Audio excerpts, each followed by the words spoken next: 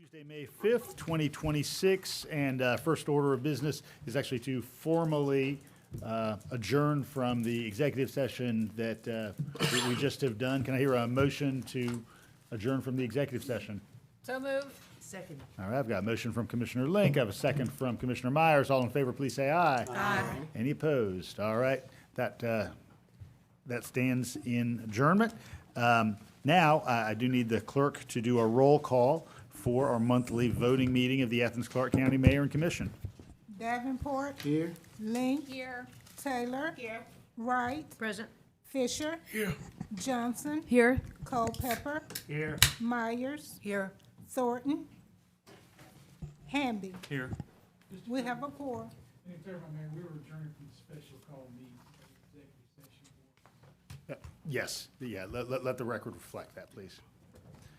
All right, everyone, as we do always, I'll just note our civility pledge provided to us by the Georgia Municipal Association. That indicates that the way we govern ourselves is often as important as the positions we take, that our collective decisions will be better when differing views have had the opportunity to be fully vetted and considered, that all people have the right to be treated with respect, courtesy, and openness, that we value all input and commit to conduct ourselves at all times with civility and courtesy to each other, even on Cinco de Mayo when there's a margarita with your name on it waiting for you. First order of business is to approve the minutes of meetings of Tuesday, April 7th, Tuesday, April 21st, and non-voting meetings of Tuesday, April 14th, Thursday, April 16th, and Tuesday, April 21st. Do I hear such a motion? So moved. Second. All right, I've got a motion from Commissioner Wright. I have a second from Commissioner Taylor. All in favor, please say aye. Aye. Any opposed? All right, hearing none, motion carries. Madam Clerk, do we have any written communications this evening? We do not. All right. I want to talk to everyone who's in the room about public input because we're going to have many opportunities for public input tonight. We're going to have an opportunity for public input on the consent agenda. We're going to have separate public input opportunities on each of the planning and zoning items. And then we're going to have an opportunity for public input on old and new business. And then at the conclusion of the evening, we'll have an opportunity for public input on anything that's not on our agenda tonight. With one little exception, all of those are 3-minute opportunities for public input. And you see the crafty light in front of the clerk. It will begin turn green when you provide your name and place of residence. It will turn yellow when you have 30 seconds remaining, and then it will turn red when your 3 minutes have concluded. And I will thank you for your time with us tonight because we got to get on to the next speaker. The only exception to that is there is an opportunity regarding planning and zoning projects for somebody to sign up for up to, I'm going to note this, up to, Mr. Ellison, a 10-minute opportunity in advance. And you don't have to take that full 10 minutes, but you've signed up for that, and so I will acknowledge you when it comes time to talk about the 1185 Oglethorpe Avenue project. First thing I need to do tonight is ask members of the body, would you like to remove any item from the consent agenda that you did such a marvelous job cementing at our agenda-setting meeting? All right, hearing none, I'm going to go ahead and I'm going to ask Attorney Drake to read the ordinances before I call for public input. Agenda items 1 through 8 have ordinances with them, so here we go. Agenda item number 1, an ordinance to amend the FY27 operating and capital budget for Athens-Clarke County, Georgia, so as to provide grant funding if awarded from the Housing and Urban Development HUD Economic Development Initiatives via congressionally directed spending through the Office of U.S. Senator John Ossoff for expenses related to rehabilitation of affordable housing units and for other purposes. Agenda item number 2, an ordinance to amend the FY2026 operating and capital budget for Athens-Clarke County, Georgia, so as to provide grant funding if awarded from the congressionally directed spending for the Cook's Trail project and for other purposes. Agenda item number 3 has 2 ordinances. An ordinance to amend the Code of Athens-Clarke County, Georgia with respect to internal auditor and Office of Operational Analysis and for other purposes. The second ordinance related to agenda item 3, an ordinance to amend the Code of Athens-Clarke County, Georgia with respect to the Public Safety Civilian Oversight Board and for other purposes. Agenda item number 4, an ordinance to amend the FY2026 operating capital budget for Athens-Clarke County, Georgia so as to provide grant funding if awarded from the Georgia Department of Transportation GDOT Aviation Programs Grant and for expenses related to rehabilitation of the airport terminal apron and for other purposes. Agenda item number 5, an ordinance to amend the FY 2026 operating capital budget for Athens-Clarke County, Georgia, so as to provide grant funding if awarded from the Georgia Criminal Justice Coordinating Council, CJCC, Accountability Court Grant, and for other purposes. Agenda item number 6, an ordinance to amend the FY 2026 operating capital budget for Athens-Clarke County, Georgia, so as to provide grant funding if awarded from the Georgia Emergency Management, GEMA, and the Federal Emergency Management Agency, FEMA, Hazard Mitigation Grant Program for supportive communication systems, mitigation plan updates, and mitigation actions to reduce or eliminate damages from high winds or flooding, and for other purposes. Agenda item number 7, an ordinance to amend the noise code of Athens-Clarke County, Georgia with respect to noise control and for other purposes.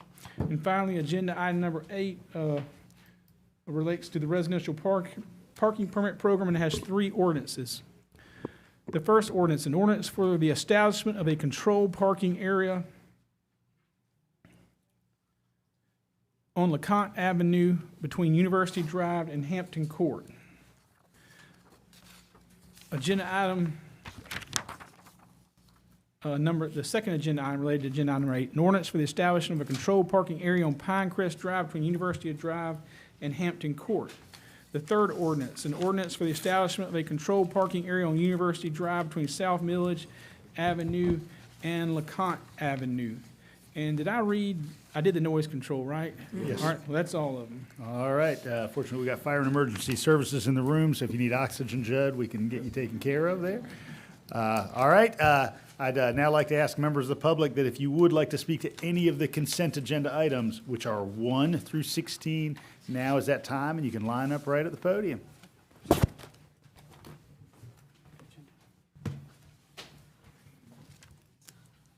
All right, just quiet observers in the room tonight. All right, I'll entertain a motion for the consent agenda. So moved. Second. All right, I've got a motion from Commissioner Wright, and I have a second from Commissioner Taylor. All right, all in favor, please say aye. Aye. Any opposed? All right, hearing none, motion carries. Good job, everyone. All right, we're going to move on to item 17, and this regards 155 Whit Davis Road. All right, I'll entertain any public input on item 17 regarding Whit Davis Road.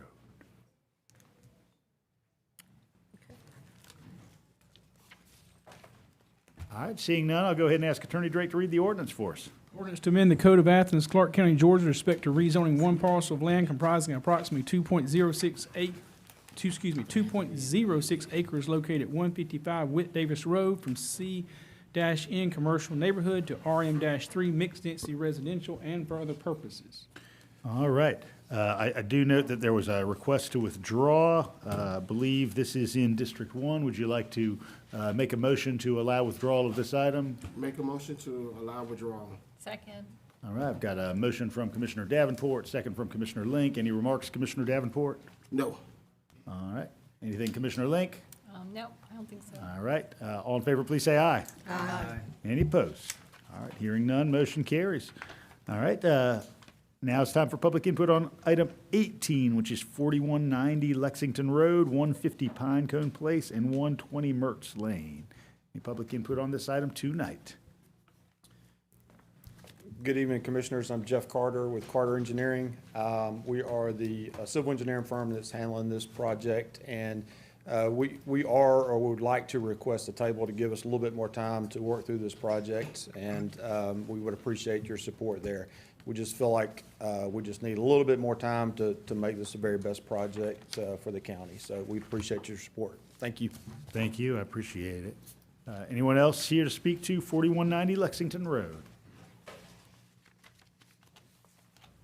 All right, hearing none, I'll go ahead and come and ask Attorney Drake to read the ordinance for us. Mr. Mayor, there's 2 ordinances. The first is a future land use map amendment, and then there is a rezoning.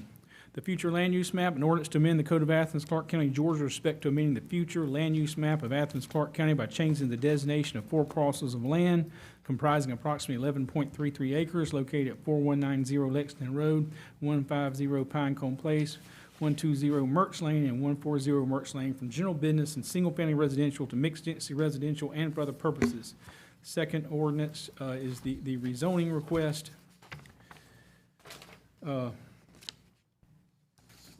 An ordinance to amend the code of Athens-Clarke County, Georgia, with respect to rezoning 3 parcels of land comprising approximately 4.4 acres located at 4190 Lexington Road, 150 Pinecone Place, and 128 Myrts Lane from CG Commercial General and RS-8 Single Family Residential to RM-1 Mixed Density Residential and for other purposes.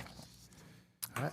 Thank you, Attorney Drake. And of course, by ordinance, planning and zoning item can be held for up to 40 days, which really translates to a single cycle. So I'd entertain a motion to hold this until our June voting meeting. A motion to hold until June voting meeting. Second. All right, I've got a motion from Commissioner Davenport, second from Commissioner Link. Any remarks, Commissioner Davenport? Yeah, I thank Jeff Carter for having a conversation and look forward to seeing this back in June. Anything else, Commissioner Link? No, thank you. All right, motion is to hold until our next cycle. All in favor, please say aye. Aye. Any opposed? All right, hearing none, motion carries. All right, now it's time for public input on item 19, which is 1165 Oglethorpe Avenue. Is there anyone here to speak to that item tonight? Yes, David Ellison here to speak on item number 19. My main emphasis tonight is to walk through some of the conditions we're proposing.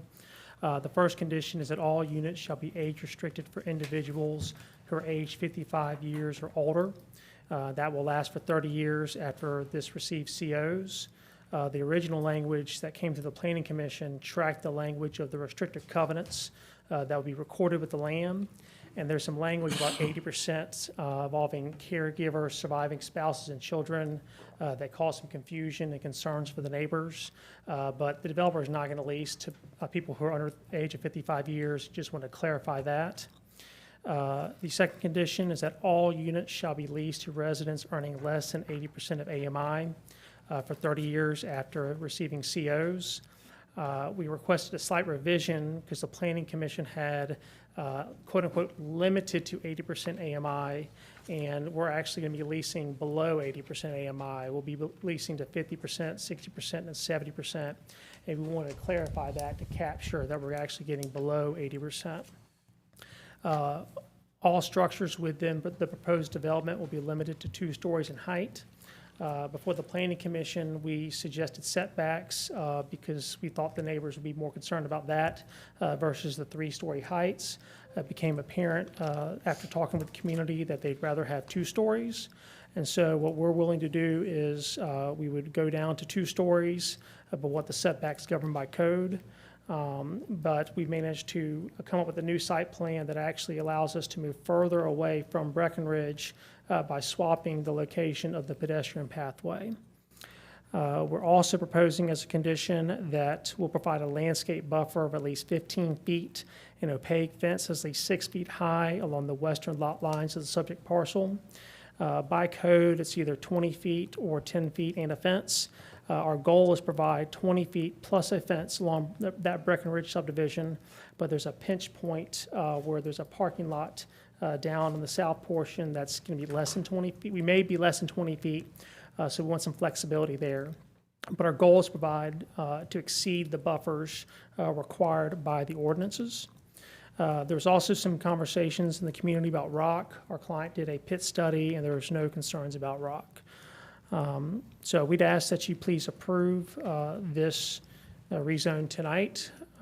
We are on a timeline for tax credits that's due next week. We think this meets the objectives of your comprehensive plan.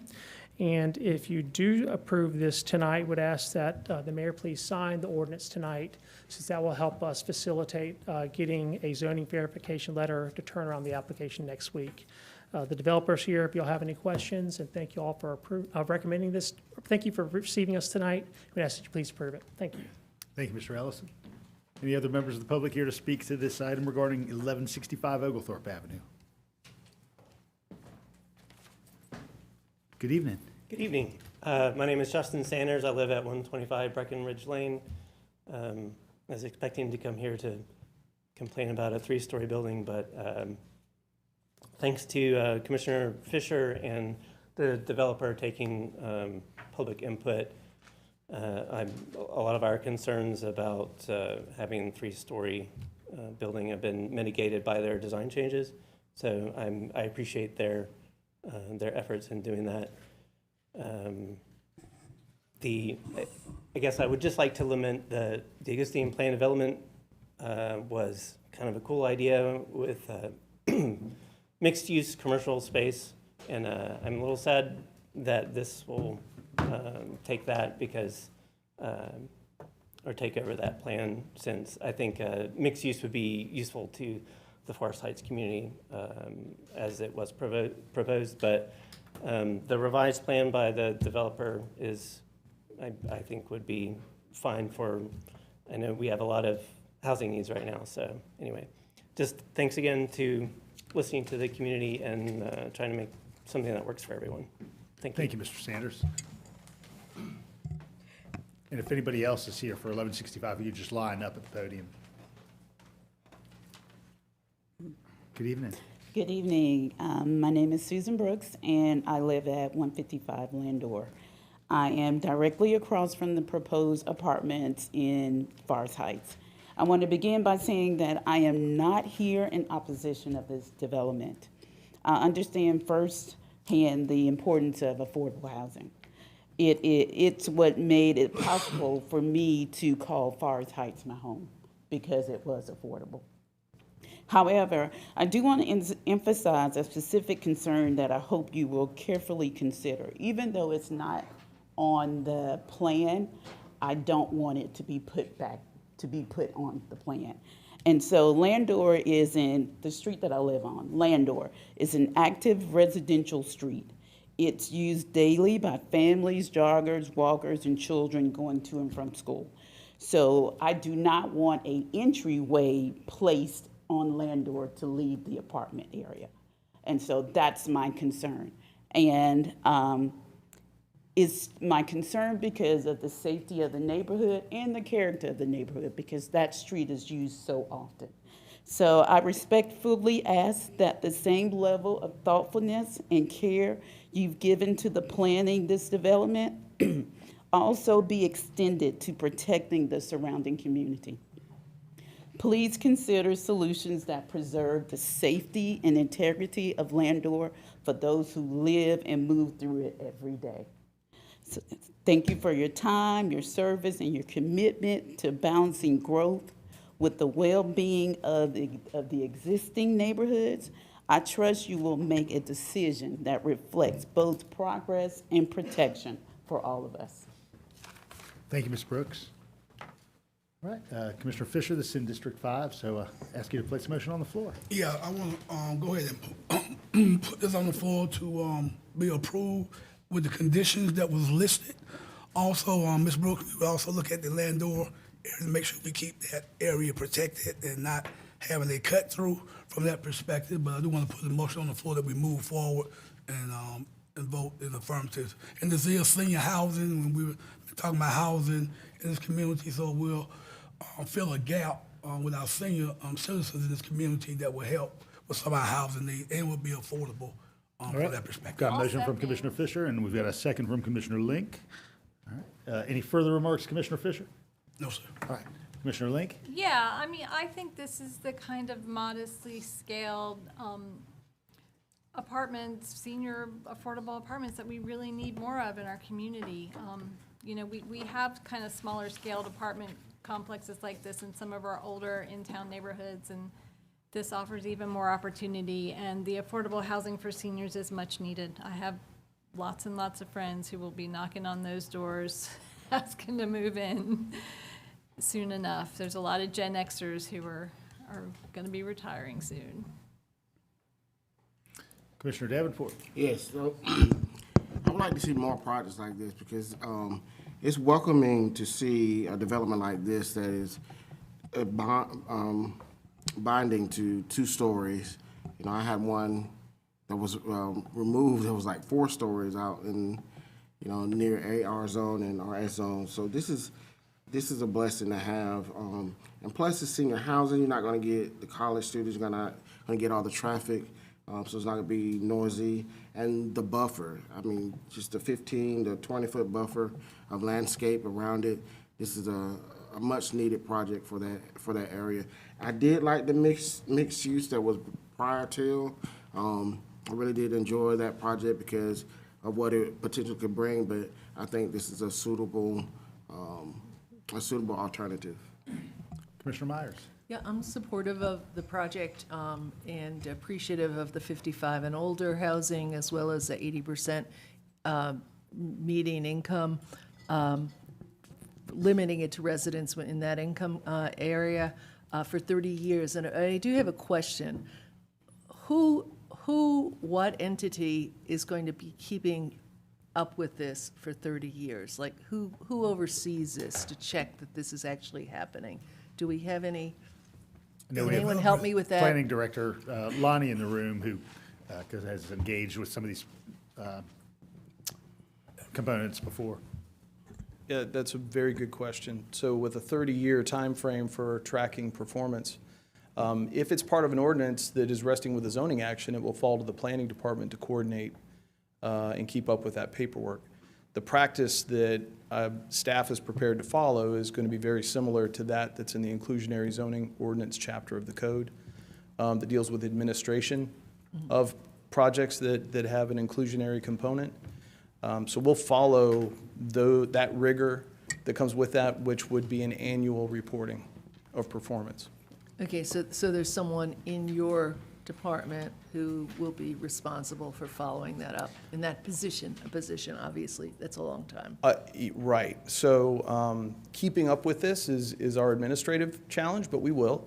And we'll coordinate with probably HCD in making sure that we keep the content aligned with what our normal reporting practices would be so that we're treating this the same as what we would do any other project with that requirement. Great, thank you. Thanks, I appreciate it, Bruce. Anyone else? I just want to confirm, I spoke with the planning director, and there are, this is a rezoning. They're currently on the project concept, no entryways onto and/or drive shown, but, I didn't want there to be any issues, so it's not a condition right now, no entryways on and/or drive.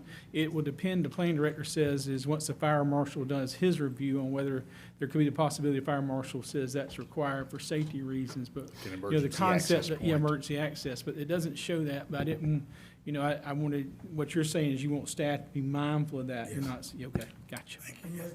Emergency only. Well, that's a big deal, that's not what he's saying either, I don't think. So I don't have any issue on that, because we got it here and you say, well, I thought we agreed. Right now, it's not listed as a condition, so it's not a condition of the CDO that you offered. If it's helpful, that was a condition that came from the Planning Commission. I think it was the first condition that was recommended by the Planning Commission to have any potential land-or connection to be for emergency access only. Okay, that is a condition. Yeah, that's what. Okay, I want to No, make sure we don't well, have any. it's not a part of the CDO. Yeah. It was part of what came from Planning Commission. Right. But that wouldn't, if the CDO is what's voted on, that condition is not part of what's been proposed. Would you like to make an amendment, Commissioner, to add that to the CDO as previously included in the Planning Commission recommendation? Sure, yes. Yes. Is that okay with seconder? Yes, Okay, yes. there we go. There we are. All right, anything else? All right, all in favor, please say aye. Oh, we got to read the ordinance. Ordinance, Mayor. Oh, I'm sorry. Go Ordinance. ahead and read the Oh, ordinance. there's two ordinances. The first one is to terminate the current existing plan development and then to do the rezoning. Ordinance to amend the Code of Athens-Clarke County, Georgia, with respect to amending a plan development comprising approximately 3.85 acres located at 1165 Oglethorpe Avenue in the C-M PD Commercial Neighborhood Plan Development District by removing the plan development and for other purposes. Second ordinance, an ordinance to amend the Code of Athens-Clarke County, Georgia, with respect to rezoning one parcel of land comprising approximately 3.85 acres located at 1165 Oglethorpe Avenue from CN Commercial Neighborhood to RM-1 Mixed Density Residential and for other purposes. All right, so I have a motion and a second to approve the ordinances as read by the attorney. All in favor, please say aye. Aye. Any opposed? All right, hearing none, motion carries. All right, we're going to move on to item number 20. Is there any member of the public here to speak to item 20, which is 1930 New Jimmie Daniel Road? If so, please line up at the podium at this point.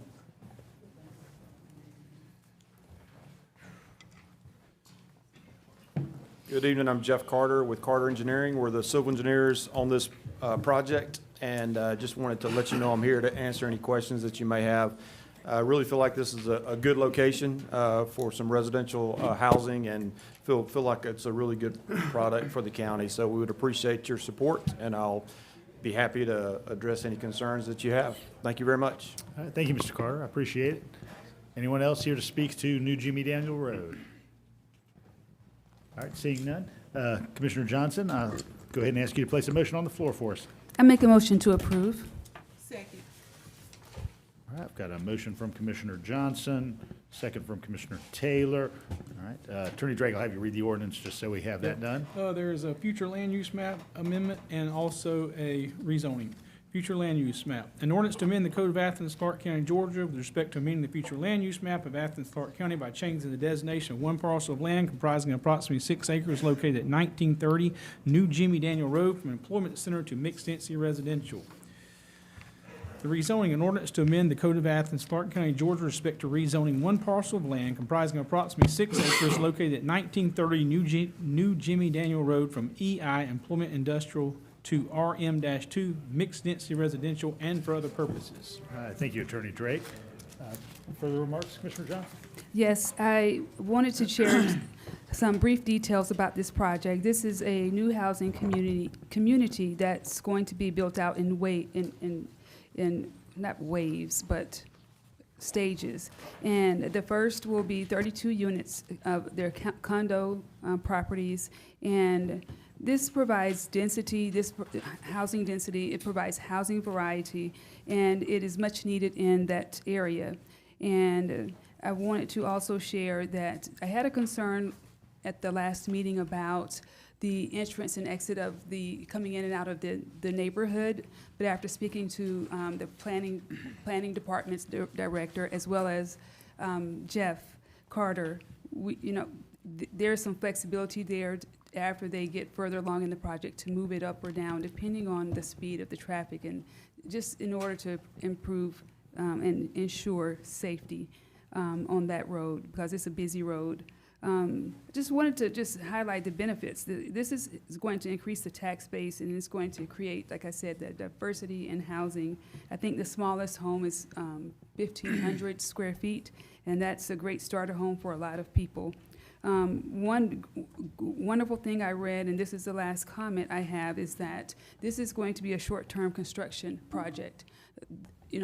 Upon approval, they will start the project in 6 to 12 months, and then the full project will be completed in 3 months, according to the report. So that's all I have. Thank you, Commissioner. Anything further, Commissioner Taylor? Yes, I support this this development as well, because for one, we need housing, and it's different types of housing as well as density. And also because that area, though it's zone employment, it's a lot of residential in that area. And so, I used to work at Telenet, and so I saw it coming. So can't fight it. So. Thank you, Commissioner. Anything else? Yeah, Commissioner Fisher. Commissioner Johnson, do we have a price point on those condos and mixed use? Do we know what the pricing will be? I do not recall seeing that in the report. Okay. I might have overlooked it. I'm not sure if it was included. All right. First vote will be on the future land use map. There's a motion from Commissioner Johnson, second from Commissioner Taylor. All in favor, please say aye. Aye. Any opposed? All right. Second vote, Commissioner Johnson, motion again. A motion for the zoning change. For the zoning change. I would like to make a motion for the zoning change. Second. All right. Motion second on the floor. All in favor, please say aye. Aye. Any opposed? All right. Hearing none, motion carries. All right, friends, we're moving on to old and new business. Those are items 21 through 30 on our agenda. So if you're here to speak to any of those items, 21 through 30, line up at the podium now, and we will go ahead and begin. Good evening. Good evening. Did you miss me? Joan Roden. Speaking to number FY22, please be advised that the Athens Tutorial Program, Inc. has a 40-plus year honored history. Since the death of founder Aaron Hurd, there has been a very interesting and insightful 5-year story that has yet to be told widely. Within those 5 years, the operation of the Athens Tutorial Program has not only survived the death of its founder, there have been a number of notable and unexpected dynamics. Onslaught of a pandemic that closed down Athens as a whole, impacting ATP. Impromptu changes of school superintendents impacting ATP. Implementation of an AC Gov Youth Development Initiative, YDI, mimicking the precise model created by Mr. Ernest Elder, impacting ATP. Students previously active and engaged with the Athens Tutorial Program, Inc., as well as the Community and Youth Development Organization Sports Program, a natural conduit for academically struggling students at CCSD engaged in earnest sports program to be funneled into tutoring by the Athens Tutorial Program. Each of these aspects affected the Athens Tutorial Program, Inc. in some manner and at some juncture when Director Ernest Elder had built these programs to be a symbiotic cohort effectively servicing struggling Clarke County students.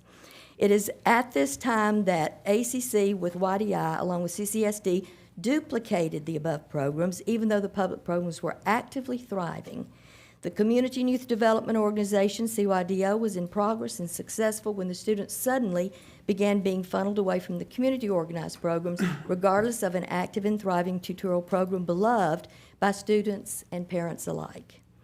As these hurdles have had a varied and strategic impact on a program that has been a staple in the East Athens, Nellie B, and other East Athens neighborhoods since 1981, it is important to keep the ATP in your sights and in play as budgets and appropriations are considered.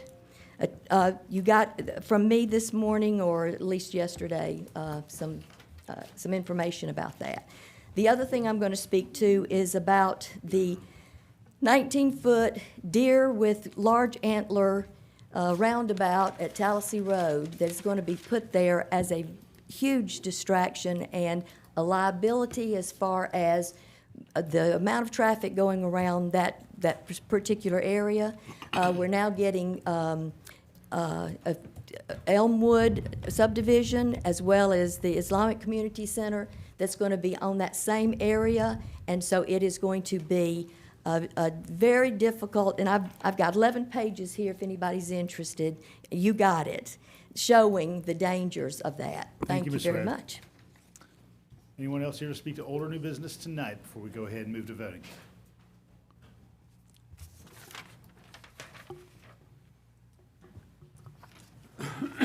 Good evening. Hello, my name is Ritika Chakrabarty. I'm speaking here today about the Community Enhancement Program Fund.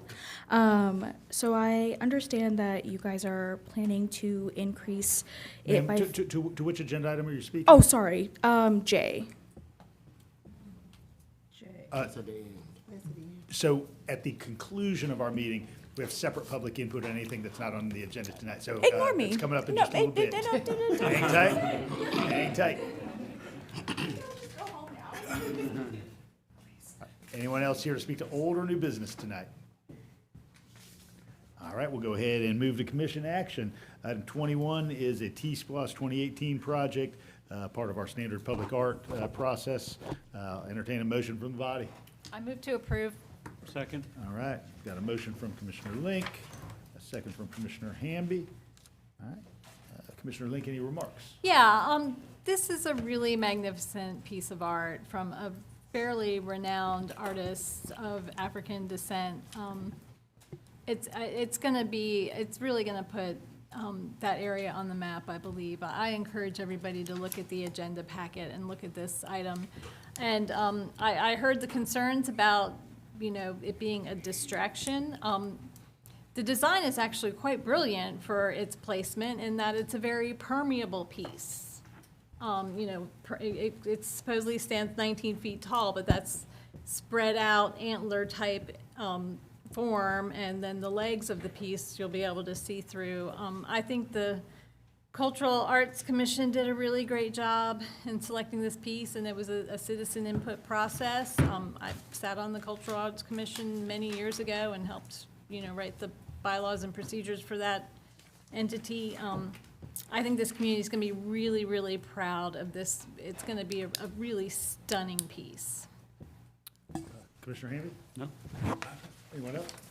Commissioner Yeah, Fisher? well, since it's my district and I travel that road a lot with that roundabout, and I asked this in the work session, and our agenda said that, I had concerns about the height, and I really didn't get an answer about the height and the obstruction of that art. And I'm not against the art, but again, you all have to understand the traffic that's on Tallassee Road.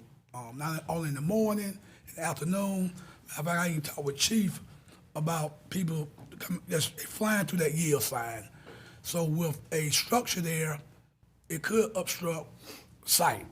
So that's one of my concerns about that. Again, I think I never did get anything really from staff about the size of that. And Bob, maybe you can answer that for me. And then we think about sight lines when we was trying to Manager put Kell, that are in. there some kind of engineering standards around Excuse that me? kind of installation?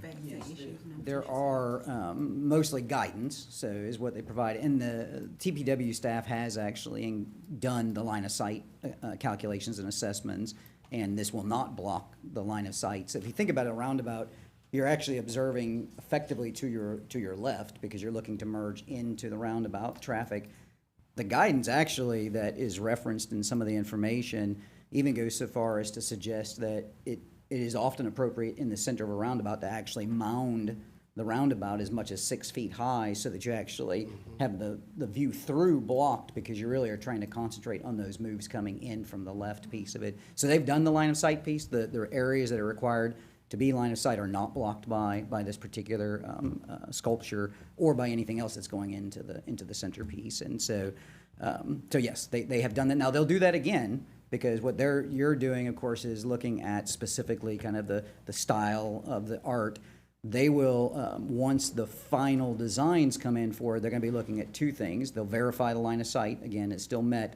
They will also be ensuring that any concerns that they might have regarding reflectivity of headlights, because you don't want headlights shining on it, bouncing back at you. So they'll be looking at that piece as well. Those will come with the final design component of it. So yes. Okay, thank you.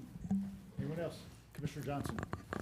So District 6 residents have to travel through that area to get home. So I received a lot of phone calls from District 5, but mostly District 6 residents all weekend about this and their concerns. So it's 18 feet tall and it's 3,000 pounds.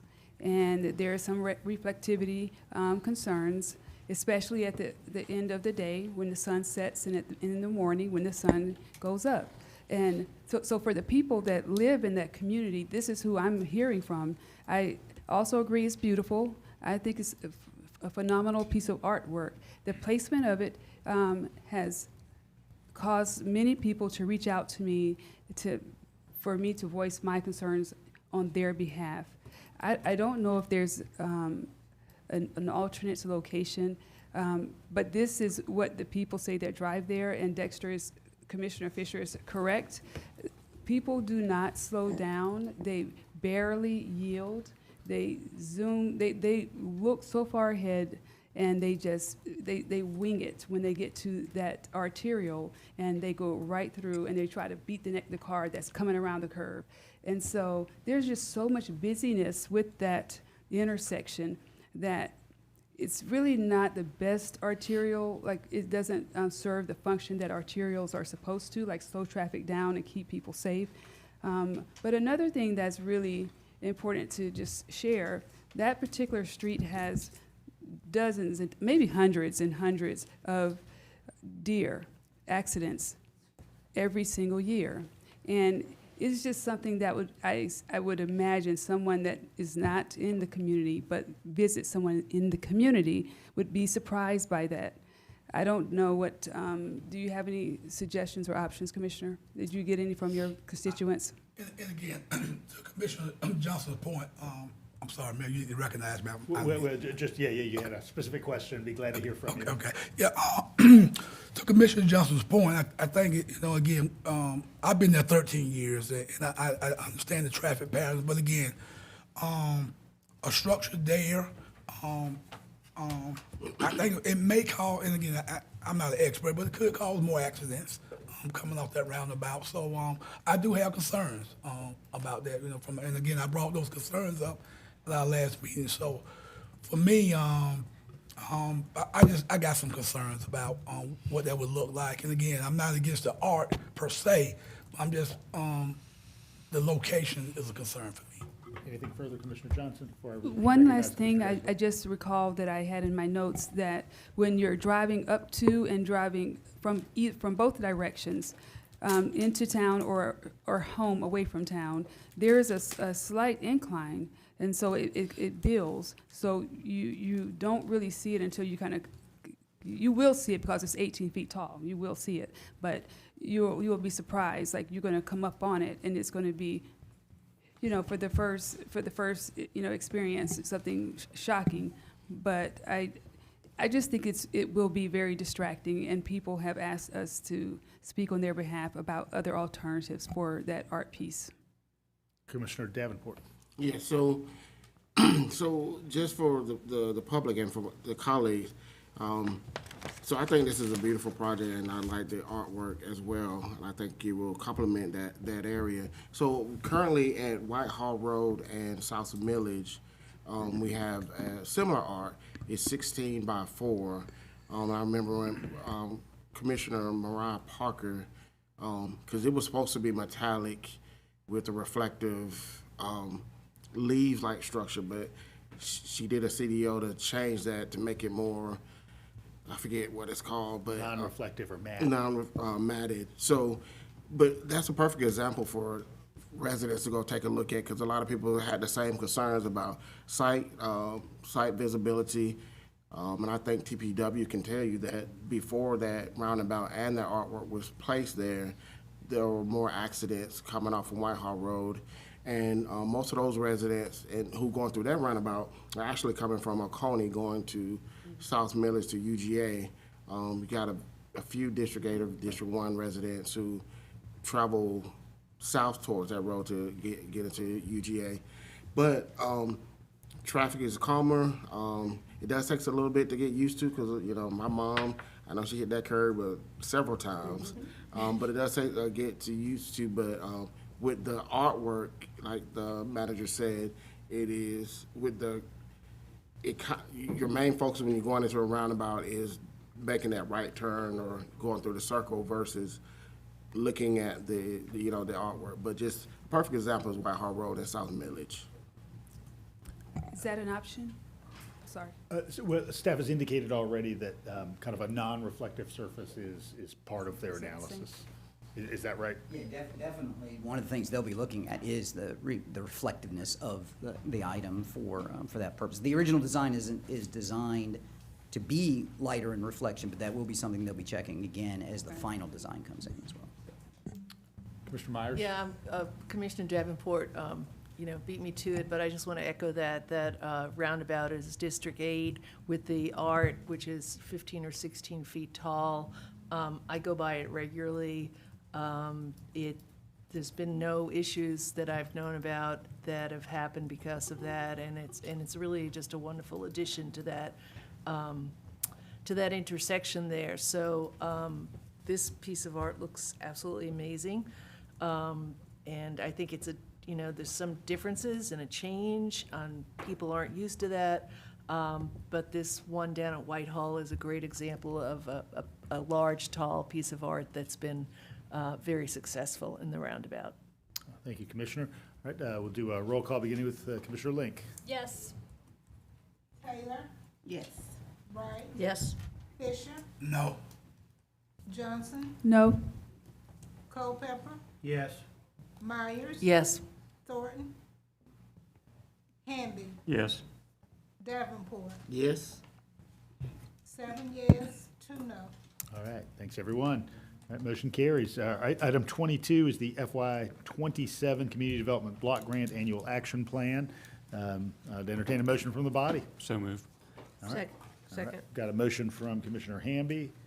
A second was from Commissioner Wright. Commissioner Hamby, any remarks? No, good presentation at the work session. Commissioner Wright? I just want to thank everybody who spends so much time in this process, this annual process that gets us here today, staff, as well as our vision committee, of which we had a lot of people interviewing for that, and we look forward to having more interviews to keep the vision committee at full capacity. That is exactly the word I was looking for.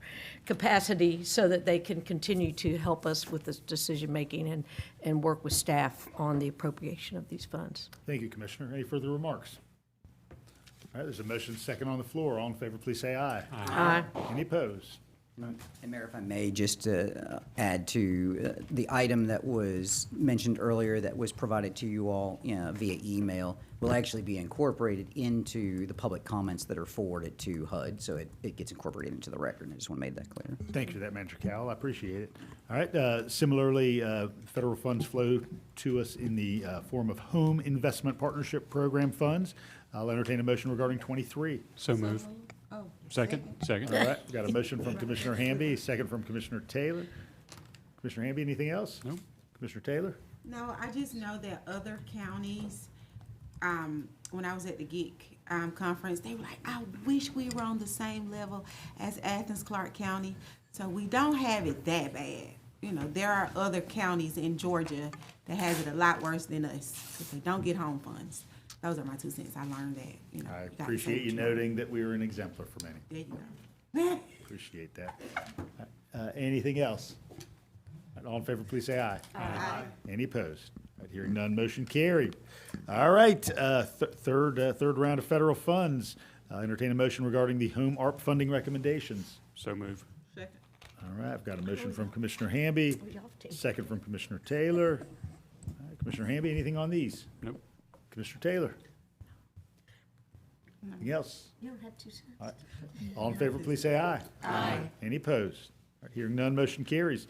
Item 25, following up on a recent work session, is the North Downtown Athens Phase 3 Master Plan Revision and Funding Commitments. Do I hear a motion? Move to approve. Second. All right, got a motion from Commissioner Link. I have a second from Commissioner Taylor. Commissioner Link? Yeah, I just would like to thank the Housing Authority for all their work on this project. We're gonna see a couple hundred more bedrooms downtown, affordable housing units, and brand-new homes for all the folks who live in Bethel. Anything else? Ditto. All right. The units on the ground look very good. Looking forward to the next set of them, that's for sure. Anything else from the body? All in favor, please say I have aye. a question. Aye. Oh, question? Yeah, I'm sorry, I didn't get a chance to finish this, but I was curious about inclusionary zoning. Was that a part of this? So the planning director has ruled that they're eligible for inclusionary zoning, which means that they can do fewer ground floor commercial square feet, and in lieu do more units. We'll still be working with the Housing Authority. One of the things we heard from the work session was that this body would maybe be interested in a variance greater than that. So we'll continue to work with the Housing Authority and see what works for them financially, and if further variances are needed, circle back with y'all. Thank you. So Appreciate it's that. decided after the inclusionary zoning conversation is going to happen after the approval? Well, inclusionary zoning is by right, and so Yeah. Ms. Crisp is here today if you want to ask if there's a most recent update. The last thing that we heard was that they were having to just make sure that they could still fit it within their proposed construction budget to get those extra units versus shelf space. Gotcha. Ms. Crisp, speaking on behalf of the Housing Authority, is there the anticipation of potentially greater use of our, the theme that's embedded in our inclusionary zoning? That would be the code? plan. Currently, the application will be submitted at 92 units. And if this commission here would approve that additional reducing the retail space, that would be able to input more units into the project. Thank you. Thank you for that. Appreciate I it. appreciate it. Thank you. All right, there's already affirmative vote, so we're going to move on. Entertain a motion regarding 26. Patrick has a question. Okay, so now, So do we need to make that motion now to reduce that retail space? No. Okay. What I missed would that. happen is if they do determine that they ultimately would like something in excess of what's in code, then they may return to us, but, you know, they're still kind of in the process, and so it Okay. may be that they work within the existing contours of code. Thank you. And we did, you might remember that way back when we approved the kind of larger scale master plan, you know, we already reduced the amount of required commercial space kind of within North Downtown, just recognizing that the nature of Whole Street, for example, is very different than the nature of Washington Street or Hancock. Okay. So, all right, entertain a motion regarding 26. So moved. All right, I've got a motion from Commissioner Wright. I have a second from Commissioner Taylor. Commissioner Wright, any remarks? Ready to move? Commissioner Taylor? So am I. Anyone else? I'm going to vote against this, Mayor, so, but I don't have any, I just don't have any comments on it, I guess. I feel the same way that when the vote came up for a raise for ourselves. So I just, you know, so. Okay. Don't want to Commissioner belabor the Myers? point. Yeah, I just wanted to emphasize that what we're simply doing here is making a recommendation to start discussing it again. So we're not voting on anything at all, nor are we saying that this is the details in here are the best way to go about anything. It's just bring up the discussion again. So you'd end up, and to Commissioner Myers' point, you would see an additional agenda report at the end of the year ahead of the legislative session.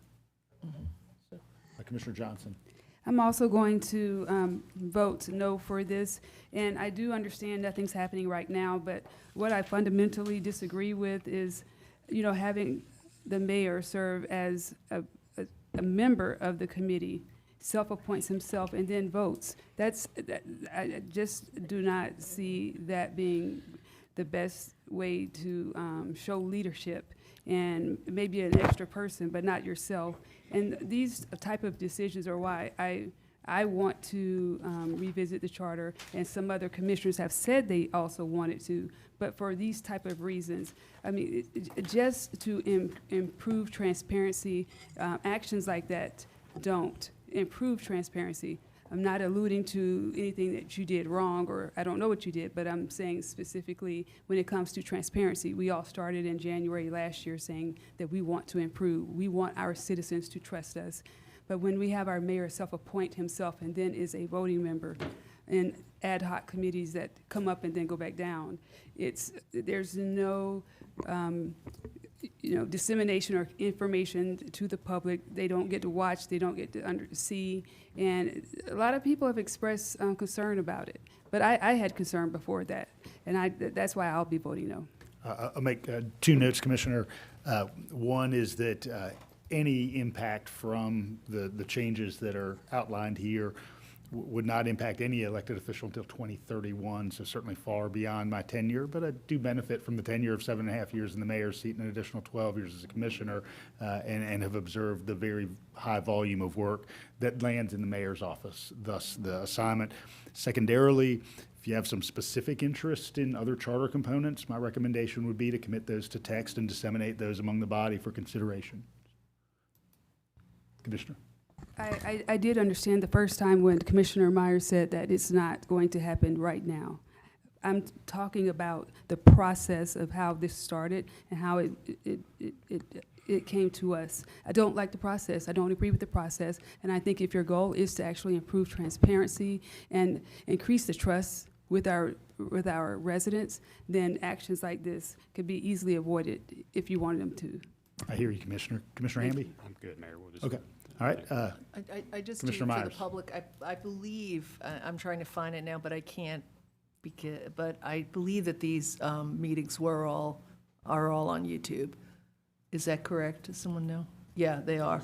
Yeah, because they're not, but just so the public knows that they can go watch them if they want to. Thank you, Commissioner. All Okay. right, we'll do a roll call beginning with Commissioner Wright. Yes. Fisher, Yes. Johnson, No. Culpepper, Yes. Myers, Yes. Hamby, Yes. Davenport, Yes. Link, Yes. Taylor. Yes. 8 yes, 1 no. All right, thank you, Madam Clerk. All right, as we do recurrently, we have a nominating report. I really want to appreciate all those commissioners who had availability in their schedule to perform interviews. It is a lengthy report, and you have it in front of you, and I will be reading from it and then drawing from the same vial of oxygen that Attorney Drake needed earlier. But first, I'll entertain a motion to accept the nominating committee report. So moved. Second. All right, I've got a motion. Apologize. We need first a motion for suspension of rules because this is new business. Can I get that from you first? All right, I've got a motion for suspension of rules as this is new business. Second from Commissioner Fisher. All in favor of suspension of rules, please say aye. Aye. All right, now on to the report itself. Motion from Commissioner Link, second from Commissioner Fisher. All in favor, please say aye. Aye. Any opposed? All right, we have a bumper crop of great residents here who are going to be serving us in a variety of capacities. On the Airport Authority, we are going to be enjoying the continued support of Sonny Wilson and the benefit of David Dwyer. On the Athens-Clarke Library Board, we're going to have Lynette Caseman, George Crane, Jason Hasty, and Caroline Pasowski. On the Athens-Clarke County Downtown Development Authority, we'll have Drew Deacle and Jason Leonard for additional terms. On the Classic Center Authority, Dale Bogardus. On the Clarke County Department of Family and Children's Services, Joel Bacon and Michelle Tate. On the Georgia Innovation Corridor Joint Development Authority, Susan Bogardus. On the Historic Preservation Commission, James Crow and Katie Maragas. On the Human Relations Commission, Antoine Stevens, Anita Eberhardt Shaw, Mocha Jasmine Johnson, and William Redding. On the Planning Commission, Jennifer Calabria and Taylor Pass. On the Public Safety Civilian Oversight Board, J. Gary Adcox, Elaine Pratt, Felix Bell, Jocelyn Crumpton, and Aljaman Acey. On the Residential Care Facility for the Elderly, Julia Vereen. And on the Vision Committee, Joe Hill, Mallory Osteen, Mark Warren, and Ryan Tomczyk. So thank you, everyone, and I appreciate very much their willingness to serve. All right. Let's see. Now is that time, friends, when we do have public input on any item that was not on tonight's agenda. So this is J. So if anybody would like to speak to any item that was not on tonight's agenda, now is that time. You may line up at the podium. And the same 3-minute provision as described earlier applies. So come on down and show us your tricks. All right, good evening.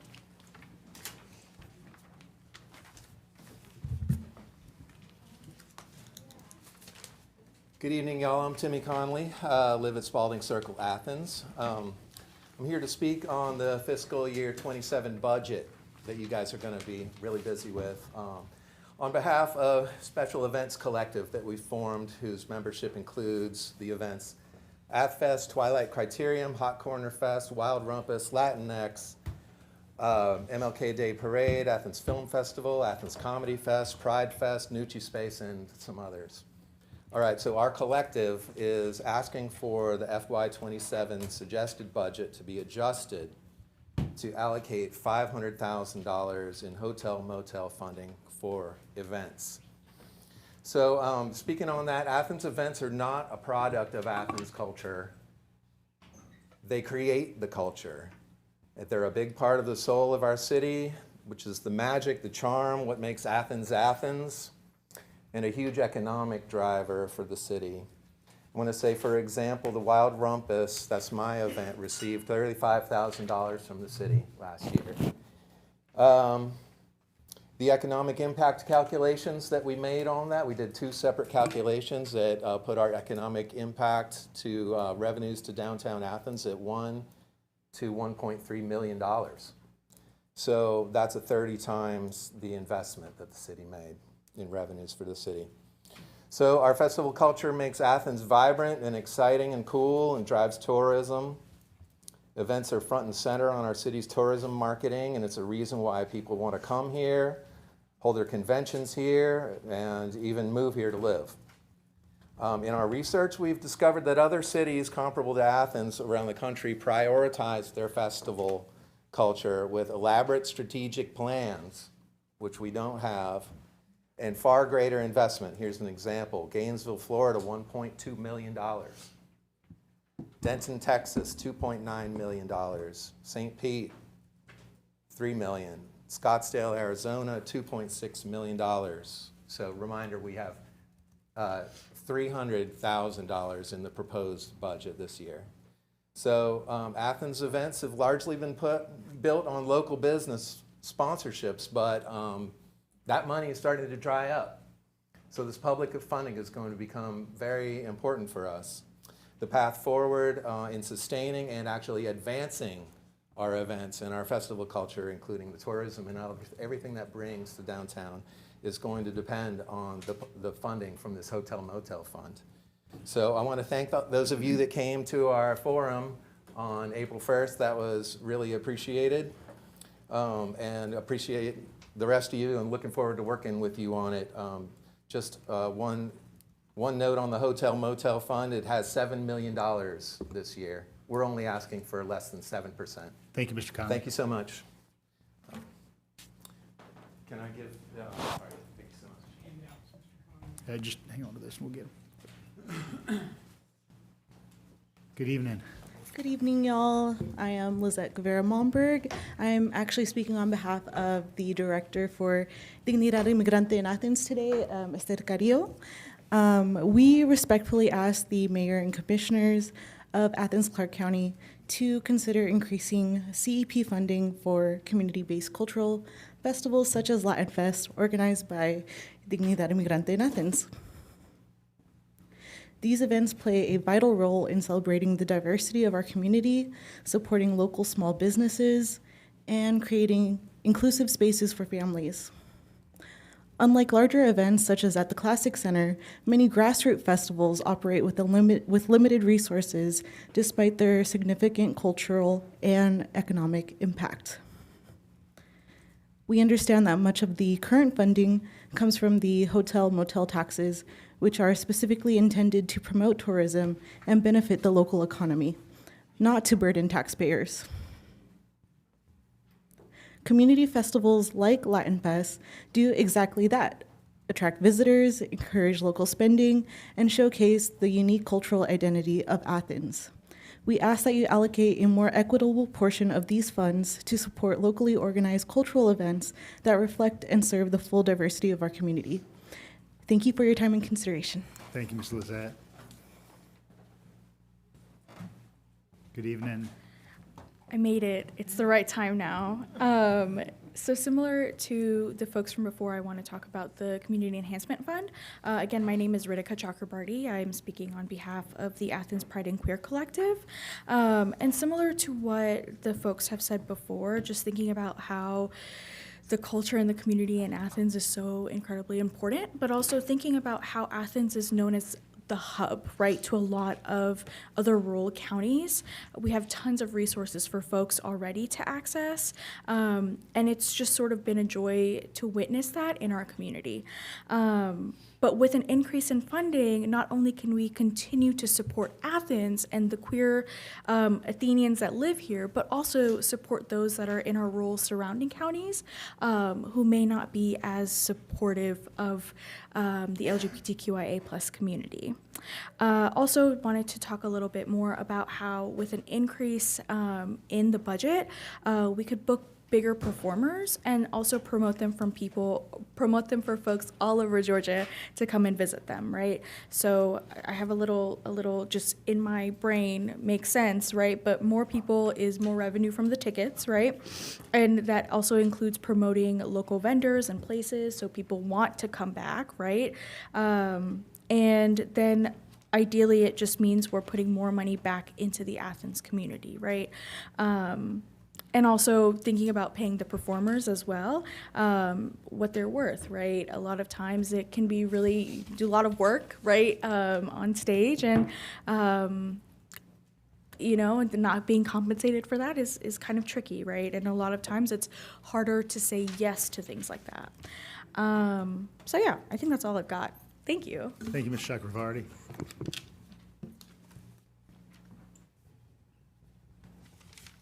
Good evening. My name is Chuck Griffin. I'm the executive director for the Athens Film Festival. Certainly am in support and very grateful for what we received from the CEP. Would certainly appreciate a consideration for increased funding. And at the Athens Film Festival, we've only been around for about 2 years. We're on year 3. But we've become the only film festival in North Georgia, and our partnerships with Trillis Studios. Trillis Studios is the biggest studio in the world. It's in Fayetteville.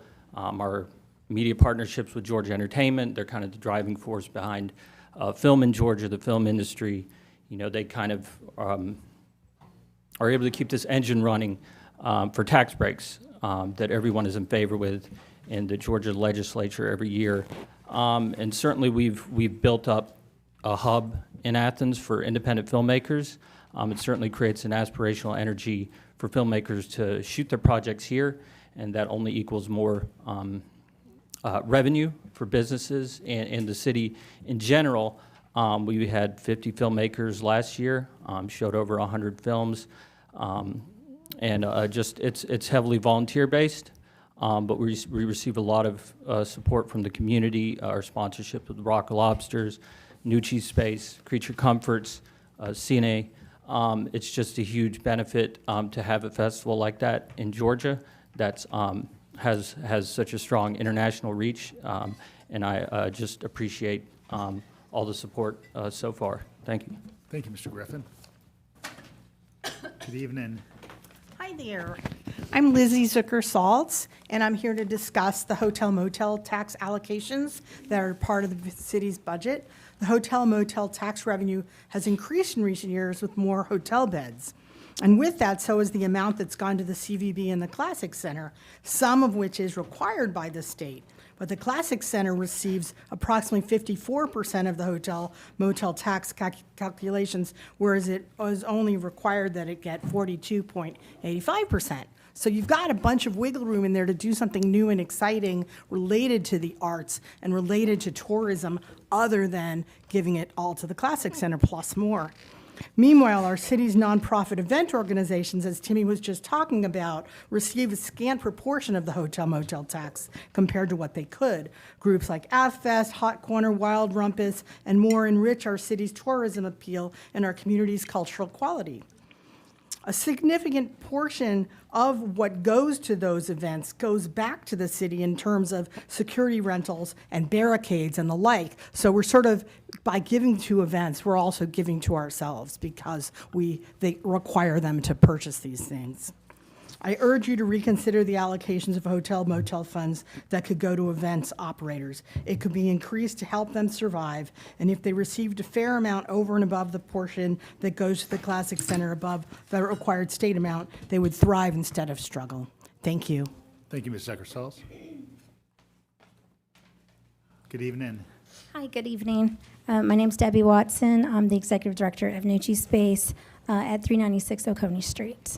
This past April, Nucci Space launched its signature fundraising event called Athens Business Rocks in a new format. ABR has been strong for over 15 years and has raised over $170,000 to support our mission of suicide prevention, highlighting in equal parts both the music scene and the broader business community of Athens. ABR has remained a beloved annual event in the Athens area community since its inception. Participating businesses benefit in the form of publicity and promotion, in addition to a fun, collaborative, and engaging event.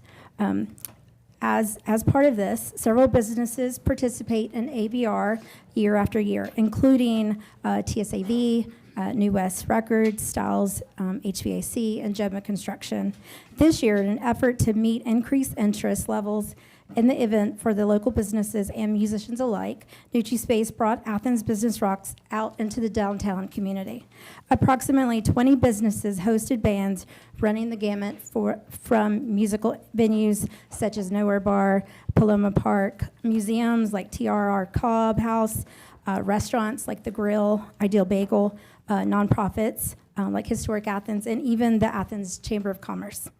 Music acts ranged in age, genre, and style, culminating in an after-hours party featuring some of Athens' most popular current events.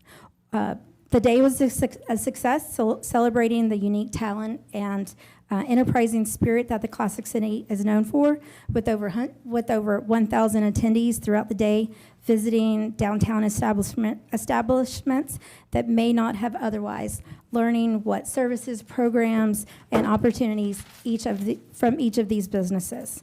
A proven example of how Niche Space has made this a significant economic impact on the city of Athens is our week-long homecoming event that we partner with Drive-By Truckers and their fan base 3 Dimes Down.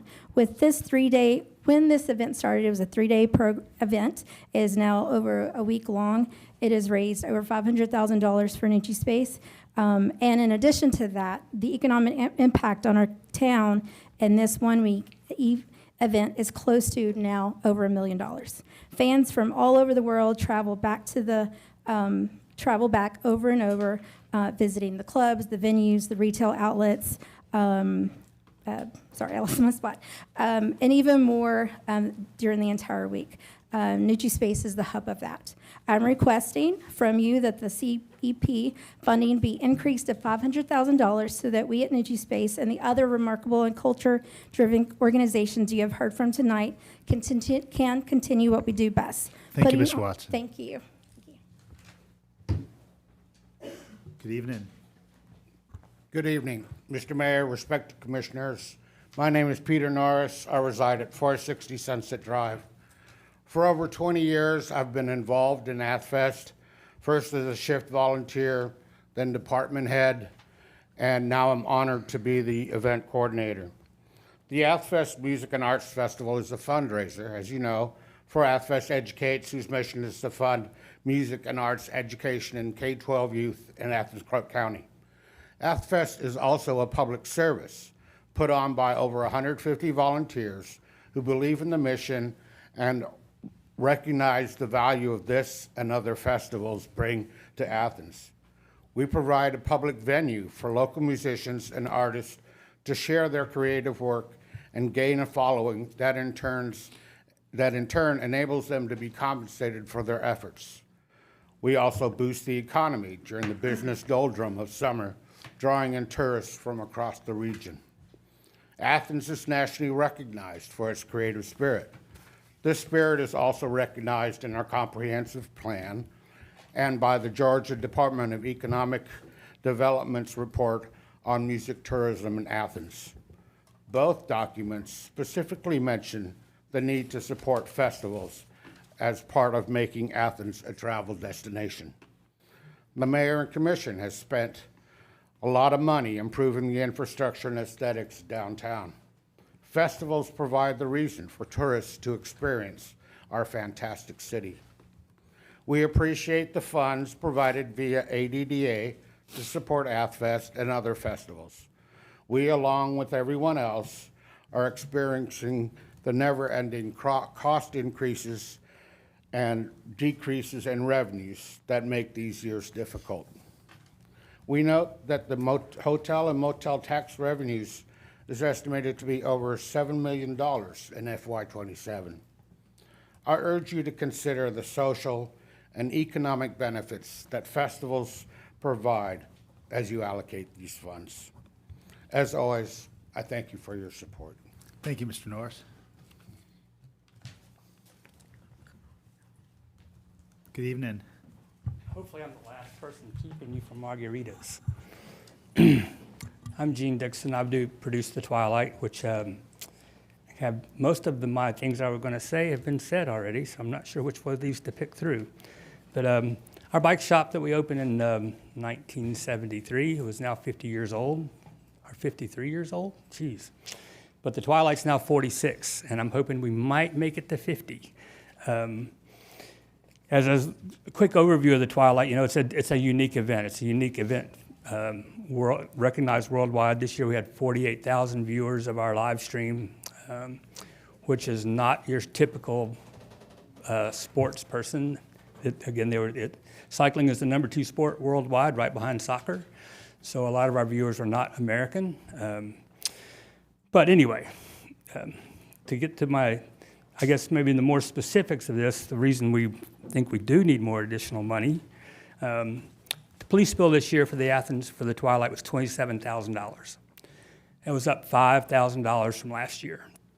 A lot of this was due to the new dispatch and RTC real-time crime center that was imposed on special events.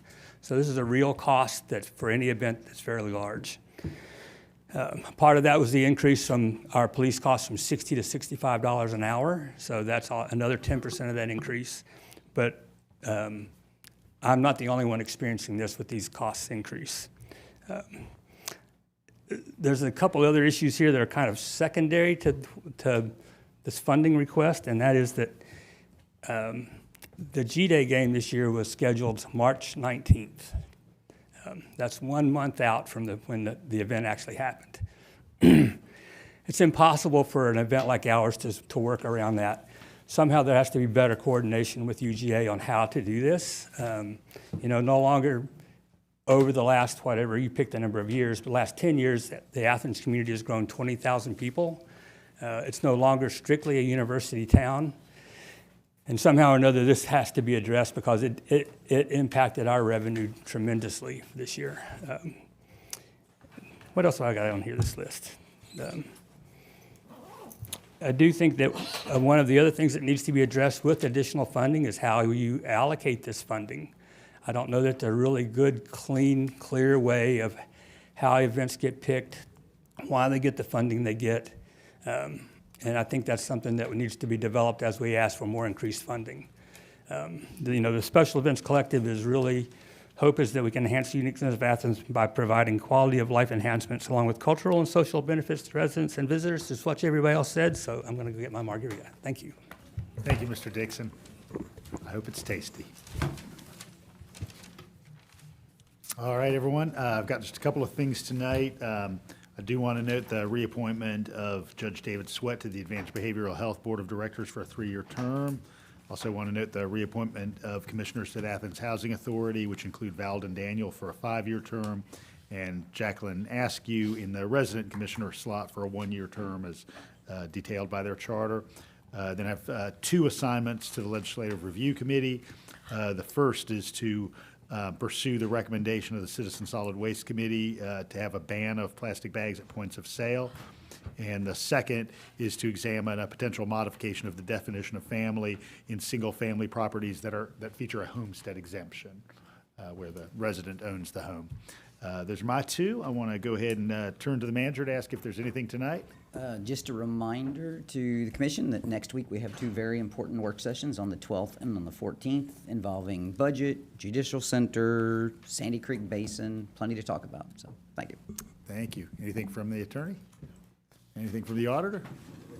All right, we'll go ahead and we'll begin with Commissioner Davenport, and then moments pre-margarita, Commissioner Hamby will close us out. All right, so here's kind of fun I had written down, because there's a lot of discussion in the community about the issue of single family. So it's nice that you are, yeah, good luck with that, LRC. All righty. First of all, happy Mother's Day. To all the mothers, happy Cinco de Mayo. Congratulations to all the graduates. Mary Gertz, next time you're at Lowe's on the east side, drive to Bojangles, check out those trees. That's why I keep bugging you about the tree ordinance. Just take a look.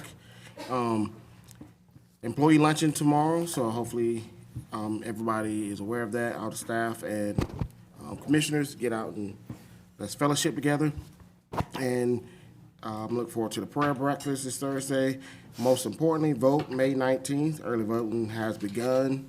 Check out the ACC Gov Board of Elections to find out more and get a sample ballot. And Christine, can I get a copy of the nomination committee? I didn't get one. Melissa stole mine. Here, you can have this one. Okay, thank you. And when is groundbreaking for the library? It's May. I got a lot of people who are anticipating that, and I look forward to working with everybody on the budget. That's all. All right, thank you, Commissioner Link. Thank you. Yeah, I just want to wish Happy Mother's Day to all the mamas out there. When you have the hardest job in the world. And I also want to say happy summer. It's pretty much begun. Graduations are over the next week or so, and this town's about to empty out, which is all the more reason for us to appreciate our festivals that bring people into town and bring people into our local businesses and into our hotels. So I want to make that plea that as we go forward with the budget, we really listen to these folks and consider funding those events more. And, we heard all the reasons, and we're paying our police officers more, which means they're paying the police officers more. Electricity is more expensive. They have to pay for that too. So I want us to really seriously consider that as we move forward. And I also want to remind everyone that we are in a pretty severe drought. The whole state, and Athens is in one of the more severe areas. So I want to remind everyone to please conserve water. We don't need to be put on water restrictions. This summer's only going to get hotter and drier. So keep the showers shorter. Try not to water your lawn, or do it at night or in the early morning. ACC's Public Utilities has some suggestions on how to conserve water, so please be mindful of that. Thank you. Yeah, so just a few things. First, thank you, staff, for all of the hard work that you do. I really appreciate, I'm just playing. All of us, we all appreciate y'all. And just a few announcements. So this Saturday, the ACCPD is having a resource fair, and it's going to be at the East Side Precinct over on Fairview. So that's going to be all day. There's also a CCSD student TED Talk. Some students are going to hit the big stage and do some TED Talks, as well as the Marigold Parade and Festival over in Winterville. As Patrick stated, we are in early voting. Monday, the rest of the precincts open up. So yeah, go to the my voter page, or no, go print out the ballot. Yeah, print out the ballot so you know who to vote for. Vote for me. Can I say that from back here? Yes. Apparently. Apparently, yes. No, I'm joking. But yeah, that's it. Okay, well, let's just say happy birthday to all of our moms. Yes. Melissa, we can count that in, right? I want to thank all the people who applied for one of our boards, authorities, and commission spots, or 2 spots. We had 2 days of interviews, and we met a lot of neat people, and I would like to make sure those who weren't named tonight are not discouraged, and that they continue to be on the lookout for the next posting for more opportunities to help us in an advisory way on a very broad list and a variety of areas that that community members can help us.